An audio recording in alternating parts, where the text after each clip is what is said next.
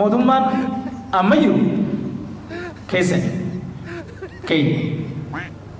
rakkina qaba rakkina qaba mootummaan rakkina hin qabne hin jiru Ameerikaan illee koronaan rakkataatuma irti miti wannoo haa ta'u malee sadarkaa wal caaluu danda'a mootummaan rakkoo fixatus hin jiru rakkoon inuu jira keenya immoo baay'ee ta'uu danda'a maaliif baay'ee ta'a sirni caccabaatu bara baay'ee fitti yaadamee hojjetama miirri namaa akka du'u godhame akka nuyi hirkattuu taanu hojjetama warshaa zayitii baasu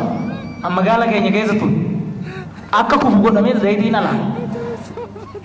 waan itti nagadaniif hunduma industirii biyya kanaa akka dadhabu godhan sirni hin dadhabe kana suphaa jirra mun dhimmi alaamaa dadhabeedha nam akka dadhabuuf hojjetamaa ture ammuma ka'uu hin danda'u sakiriitiin maa dadhabe akka dadhabuuf hojjetamaa ture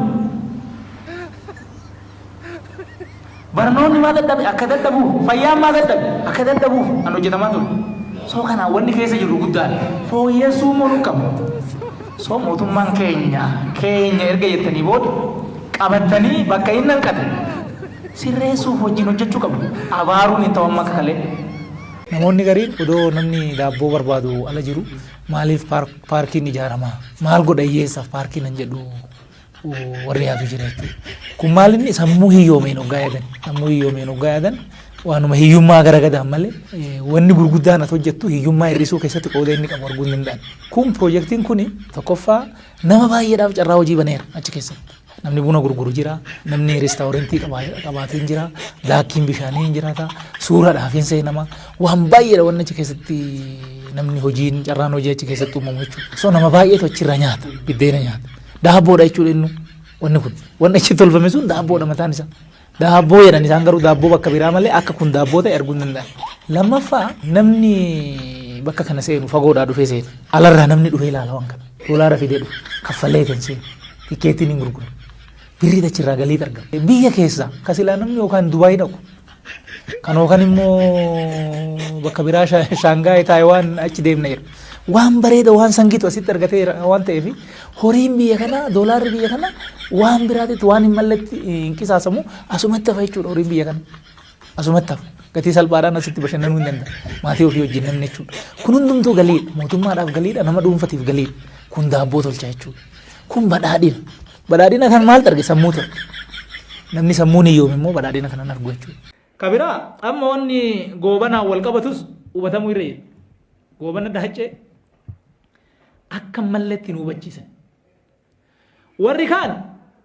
goobana abbaa xiqqoo izdii arfoota nyaadhaniit xiqqeessanii wannoosa ijaarsa biyya kanaa keessatti tika biyya kanaa keessatti qooda inni qabu warri Oromoo keessummaa gochuu barbaadu hin dhokse beekaa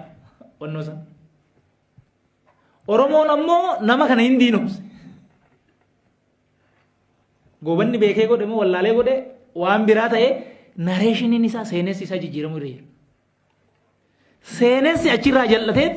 Itoophiyaa keessa hin jirtanii Itoophiyaan teenya miti jechuudhaaf waan san kallattii saniin seenessan laaluun hin barbaachisa akka duratti kadir kaase gaafa san warri Awurooppaa Afrikaa kana addaan qoodachuudhaaf 1884 Berliin irratti walii galanii turan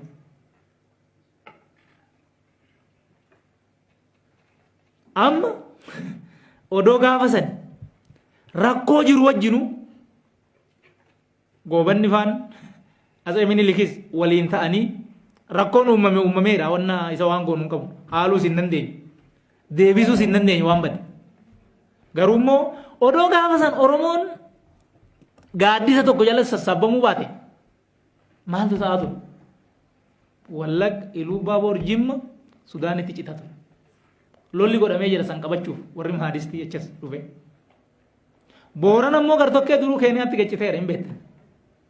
wanni sun